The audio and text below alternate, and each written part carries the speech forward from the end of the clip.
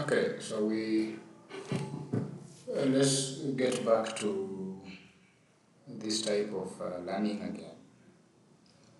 And in this section, I want just to give a broad introduction to wildlife diseases.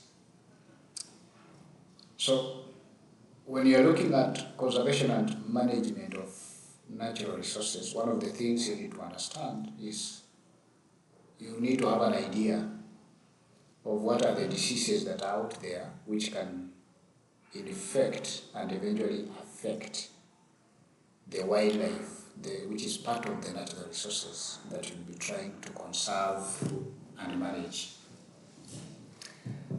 In a way of introduction and definition, wildlife diseases, these are illnesses or infections which affect wild animals. Okay? And most, if not all of them, are caused by pathogens, which include things like bacteria, viruses, fungi, and parasites. So these diseases will influence the populations of this wildlife. They can lead to a reduction. They can also disrupt the ecosystems and will most likely always pose very serious risks, not just to the livestock, but also to the humans. So it's important that we understand these wildlife diseases so that we can have an idea of how to conserve the strategies that we need to put in so that we can conserve these resources, given that these diseases can decimate populations, not just of the wildlife, but also they can spill over to domestic animals and even people. So in such a case, then we are talking of zoonotic diseases. So zoonotic diseases are those diseases which can be transmitted between wild animals, domestic animals, and eventually to human beings. Okay. So we've got a diverse ecosystem in Kenya which supports some very iconic wildlife species. So you talk of the big five: lions, elephants, rhinos. And it's therefore important that we understand the diseases so that these diseases can be managed in a way to help not just protect tourism, but also maintain an ecological balance. Okay. So within wildlife diseases, the key points, the key concepts that we have to understand is a pathogen. A pathogen is a microorganism that causes disease. Then a host is an organism that harbors a pathogen or a parasite. So a pathogen will live in a host. Then a vector is that organism which transmits the pathogen. So the vector is like a mode of transport between a host and it was transports the pathogen from one particular location to another vulnerable host, susceptible host. Then a reservoir, these are species that can harbor pathogens without suffering severe effects. So a reservoir will have a pathogen in it, but the pathogen will not cause that reservoir severe effects. So the reservoir will still survive, will still live, even with the pathogen inside it. But it's now a susceptible host that will suffer if it's infected by that pathogen that the reservoir is carrying. So we need now to understand the parasites that can infect the wildlife. And with that, we just have a quick look at the parasitology in wildlife. So parasitology is the study of parasites. And parasites are organisms that live in or on a host. And as they live they derive benefit from the host, okay, and they inflict harm. Okay, so a parasite can either live inside or outside on the body of a host, and as it does that, it derives benefit, but inflicting harm to the host. So we need to understand the types of parasites. There are largely two. We have the ectoparasites, which are the external parasites. So these are parasites that live on the surface of the host's body. So they live outside on the surface. So things like ticks, fleas, lice, ile unaona kutoka nje. Then you have the endoparasites, which are now the internal, the ones that now live inside the host's body. So you have things like the roundworms, the tapeworms, and the trypanosoma, the protozoa. Okay, so those ones that live inside. So it means the parasites come in those two groups, either as an ectoparasite, which is found on the outside of the host, or as an endoparasite, which is found inside the body of the host. So what impact, how do these parasites impact on the wildlife? So parasites will mostly influence the behavior of animals. It will affect the reproduction and can also, by extension, affect the survival of the host. So for instance, for example, if you have an impala that has so many parasites on it, that impala may graze less, and ikikula nyasi kidogo, mwili yake itakuwa dhaifu. So it will not be able, for example, to run away from predators. So what has made it vulnerable for predation is being parasitized heavily. Okay? So there are times when parasites can spread rapidly or even jump to new hosts. And by that, if there is a rapid spread or if there is a change and now they are attacking a new host, most likely they can cause severe outbreaks of diseases, and thus, by extension, threatening the populations of the wildlife. So parasites will impact wildlife heavily. They can make them vulnerable, be more vulnerable to predators. They can reduce their numbers, okay, because diseases can clear out huge sections of animals in a particular ecosystem, for example. If you are talking about even trees, they can be cleared by huge section of forests can be cleared by certain diseases. Okay. So the impact of parasites on wildlife is that they mostly impact it negatively. So itaharibu afya yake. Ikikuwa na afya mbaya, iwezi kimbia, ikatoroka predators, then it will reduce the numbers, but most of them will die. Most animals, upon being infected, they will die from the parasite infection. Because the parasites are relying on the host for food. So they are competing with the host. Kwa ile chakula inapata, the parasites pia zinakula section of it. So the common wildlife diseases in Kenya. Okay, the common wildlife diseases in Kenya, we have things like the bovine tuberculosis. So the cause of this bovine tuberculosis is a bacterial infection, and the bacteria is the Mycobacterium bovis. The mode of transmission is direct contact or inhalation of the infected droplets, or if you feed or use contaminated food or water. The species which is affected in this case is either the African buffalo, we have lions, leopards, and at times this bovine tuberculosis can also infect humans. So therefore, it is zoonotic.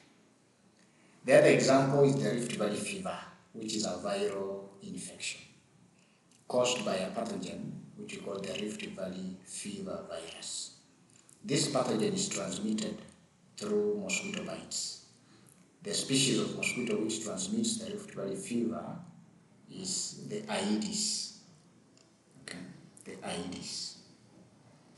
The affected species, you have livestock, which now cattle, goats, sheep. Also the ruminants, which are found in the wild, and humans, because now that is a zoonotic disease. The other one is the canine distemper virus, which is also caused by a virus, and the pathogen that causes this is the canine distemper virus, which is a morbillivirus. It is transmitted through the airborne droplets or direct contact with other bodily fluids. The species, the wildlife species that are affected by this are largely the canines. So you are talking about the African wild dogs, lions, hyenas, and jackals.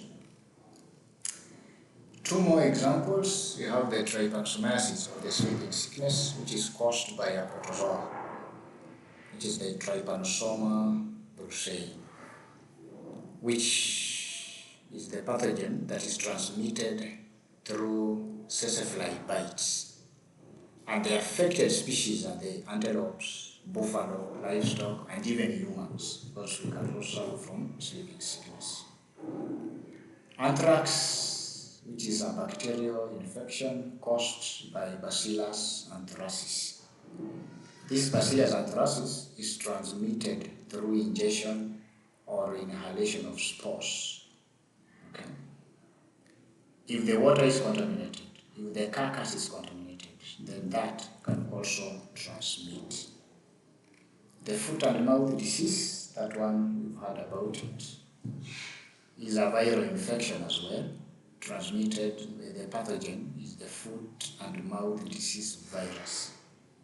Transmission is direct contact or the contaminated pastures. So it means if you are in an environment where you keep sharing pasture, you share the grazing lands, you share the places of watering, the wildlife, then chances are high that if there is a foot and mouth disease outbreak, those ones can be potential transmission sites.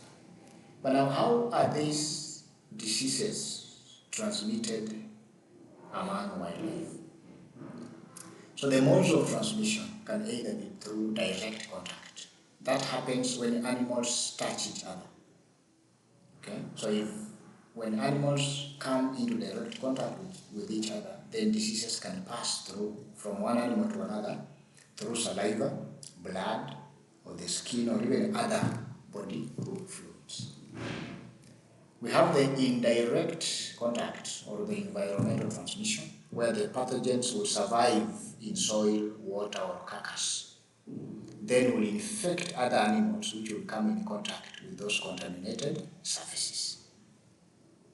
So if the soil is infected, the water is infected, like we saw the foot and mouth disease case, or in anthrax, the case of anthrax, an animal dies having the Bacillus anthracis. Then now another animal comes, a hyena comes to eat from that carcass. That can likely lead to an infection. Then you have vectors, the vector-borne transmission.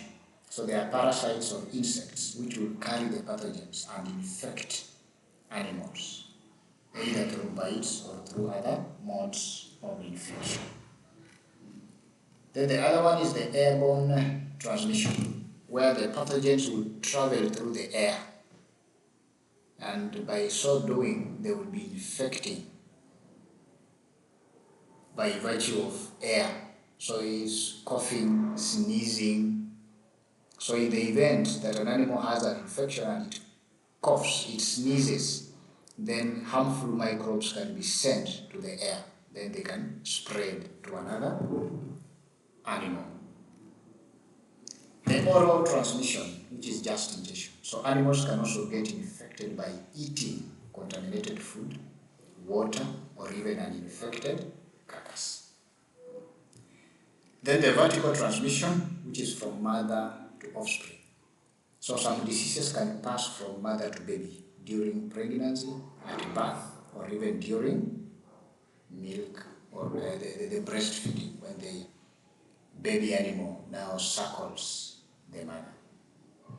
So the importance of understanding these transmission routes, they help for someone who is concerned with the conservation or the management of the wildlife in how to deal with designing strategies to prevent and break the transmission of diseases in case there is an outbreak.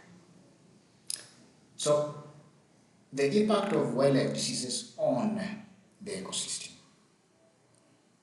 So these diseases they will not just harm individual animals. Remember, the animal will be living in an ecosystem. So if the animal is affected, then the ecosystem can easily be imbalanced.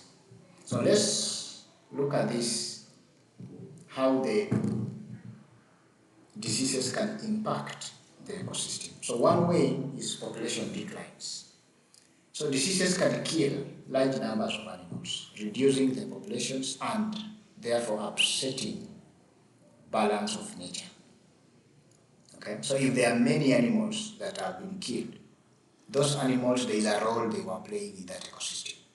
So by reducing the numbers of those animals, the ecosystem would have been upset because the balance would have been tipped in one way or another. The second impact on the ecosystem will be the predator-prey imbalance. So the animals that will be impacted, will be affected by the disease, will end up either being a predator or a prey.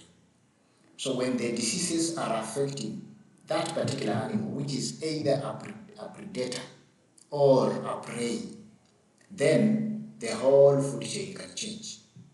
If you have gazelles dying, then the animals that were relying on gazelles for feeding will be impacted.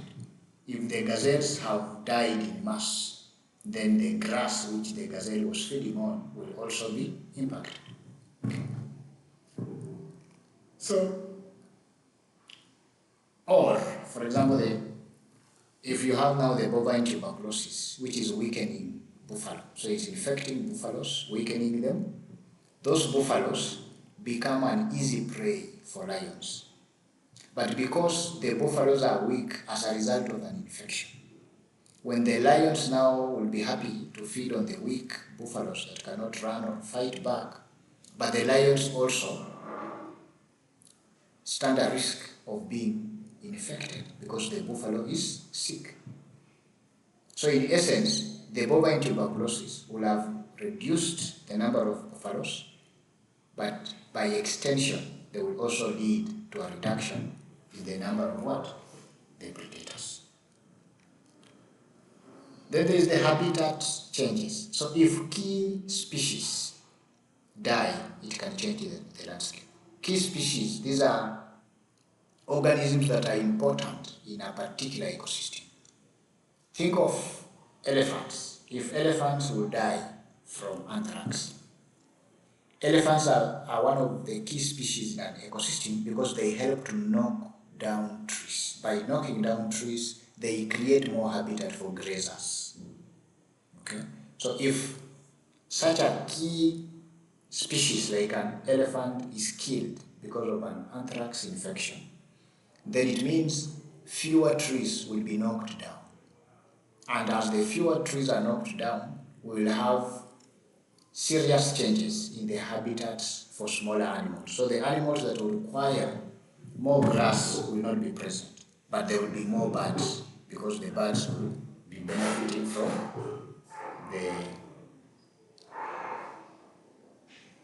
the trees that have not been knocked down by the elephants. Diseases can also be spread to livestock and even people.